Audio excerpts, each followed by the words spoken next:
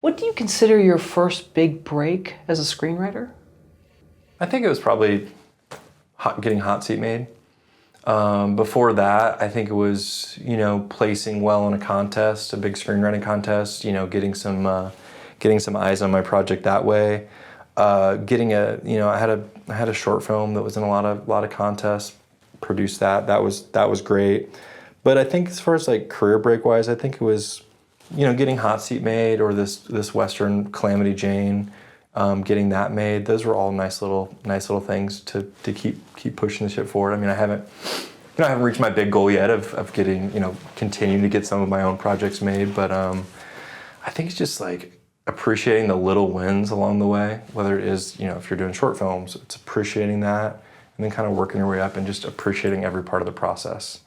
But for me, I think Hot Seat's been a nice confident boost. Yeah. To see something of mine get made, to see something with really great prestigious actors, that's been nice. Absolutely. Yeah. And do you realize it at the time, or does it take time to sink in, like, this is a milestone for me, and this is how the industry works? Yeah.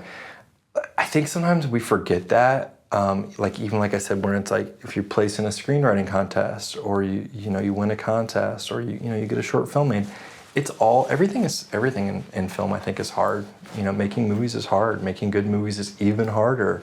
I think that even people who will criticize movies, no one starts out trying to make a bad movie. I mean, it's there's so many elements and so many variables that it's different when you create it, you put it on the page. There's so many things that have to happen. You have to get so lucky, and there's just so many elements. And I think that's one of the things to remember is like timing and luck play a big part in things. Right. With not even just film, just in life, I feel like. But sometimes it's not the right time for a film, and then years later, it'll get made. Things take just years sometimes. But I think it's really important, for speaking just as a writer, to appreciate those small wins, and to remember like there is progress, even if it's small. It's kind of working towards something a little bit bigger. Right. And there's a lot of opinions out there. Oh, Everyone has one. Everybody's got an opinion, and you gotta be able to. That's another thing I think is trusting your vision of a script. It's like finding a fine balance of trusting your vision, but also being open to criticism and feedback, and not being too precious with ideas. It's such a balance to find that, because like you said, everybody's got an opinion, and they're gonna throw out their opinion at you, and it's a skill that you build, I think, and a little bit, like you said, intuition of kind of knowing like, oh, that might work. I could actually use that and make this better. Or it's like, that's your movie, or that's a different movie than what I'm doing. So I think just being comfortable in your POV is important. Do you write a screenplay for you, or for the screenplay to sell? I'm always thinking of something that's going to get sold or made. For better or for worse. I mean, that might not happen. That might not happen. But the goal is to always make something that's going to be that people are going to want to see, or want to produce. So I don't know if that's selfish or not. But once I had that concept, I mean, it's things that I want to see. It's fun characters that I want to exist in a room with. It's an action scene that I want to see. So I think it's a blend. But me personally, I mean, a lot of filmmakers are great at this. I'm not trying to make, really small, rip your heart out dramas, or really, really personal things. I'm always trying to think of like, what is something someone's going to want to go see on a Friday night? Or how can we escape all the news sometimes, or, escape reality? I mean, that's always been an allure of film to me, is a little bit of escapism. So not a mumblecore romance drama, yeah. I'm probably not going to be the mumblecore guy. Okay, but right. So because you said earlier you love watching a great sort of Friday night in the theater, popcorn in hand, and so you're envisioning who's another Collin that might want to see this. Yeah, I'm envisioning that. But you know what? I'm working on this little horror thing right now that could be something that I could direct. That's not a big production. that is something that would be, you know, really, really contained. So I think it's just thinking of all levels. I mean, my goal is always just to create things, to share things, to get things made. So that's always in the back of my mind. Because while I might love a Napoleonic epic, there might only be one or two of those movies that get made. Ridley Scott kind of maybe checked that box on Napoleonic movies for a while. So it's just accepting that fact, that maybe these massive historical epics, it's like, maybe my energy would be better coming up with a cool contained action movie. So I think it's just figuring out a balance. Have you ever listened to another writer give you advice? Not a script consultant, not an author, not a teacher, but another writer who may not have even have sold a script, but have given you advice, whether you've asked for it or not, and you've taken it to heart? Yeah, I mean, I'm so open to people's feedback and wisdom and creative ideas. I mean, you know, you won't use all of them. Sometimes you won't use any of them. But man, I'm so open to people who have great ideas and want to share their POV on things. I think it's just you gotta remember, like, again, it's like it's your story, and just remember why you wrote it and why you're the one wanting to tell it. But I've had people who aren't writers give me ideas or throw something at me, and you know, the best way is to just take it politely sometimes, even if it's not something you're ever going to use. Just be polite about it and make them feel good and make them feel like their idea or their note to you was worthy.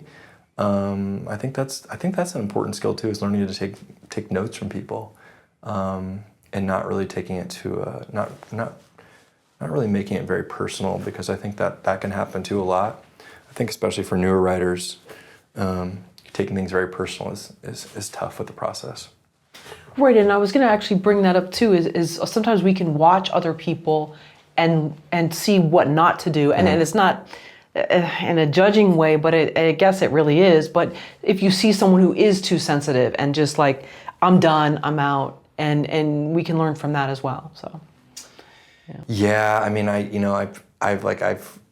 been in a writing group for several years, and I think it's important to find a good balance of people you trust and people who are going to be honest with you, but also people who care about you as a person, who care about you as a writer, and who have really constructive feedback. That's important. You don't want to surround yourself with people who are always going to have some nitpicky note or bring you down to the point where you don't want to write. I mean, that's another thing. It's like when you have a draft of your script and you start giving it out to people, like, make sure you're confident with that script, and make sure you're confident to take the criticism and feedback, because, you know, going back to earlier, like talking about like, when is the script ready for you or not? It's like, sometimes I've shared things that, whether it's like I'm just kind of still playing with the idea or I'm still kind of cooking things up, and you know, you get some really tough feedback on that. It's like, well, man, makes you reevaluate, and it kind of slows down your momentum. So I think just like being really confident in what you're putting out there and like trusting your process is important, before you start getting other people's opinions. Well, you've also talked about you found a great core group, and that, you know, some didn't work and some did, and so I think that's important too, is knowing like these are. I tried out a couple different writing groups in Los Angeles, or I found them online, and it's like you would leave the group and you're like, oh man, I suck. You know, it's like you don't want to feel that. You don't want to like leave with this like negative air over you. Right. And you know, a lady in my writing group, she's having a lot of success right now. She just was the Nickel Fellow, and she, you know, maybe 8 months ago, she was getting feedback on the same script that was really like really bumming her out. And it just shows you that everybody's got an opinion. It might not be the right opinion, you know. It's the same script that they were so down on, and so many people love it. So I think it's just remembering being true to yourself and being true to your script, you know. That's a great example. Yeah. I feel like there's so many of those, you know, where somebody will get feedback and discourage them, and then it'll slow their whole writing process down. But I think it's you know, I think it's when you start sharing your stuff with the world, you got to be prepared for people not to like it. You know, you got to be prepared for bad reviews. They don't feel good. So I think and sometimes it's like, maybe it's like, I block that out or don't even read them. when it comes to like negative reviews and stuff like that. Like, because for me personally, I'm just speaking on my behalf. It's like that might throw off my creative flow.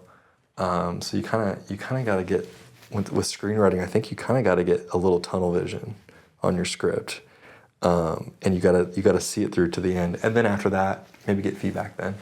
Sure, and again, we talked about that earlier, but even then, I mean, now everyone's sort of a Monday morning quarterback, like an armchair sort of critic, and with we can all get our message out there, and so we don't know what someone's agenda is when they're bashing it. Absolutely. So we don't. You never know where somebody's coming from. Right. With anything. Yeah.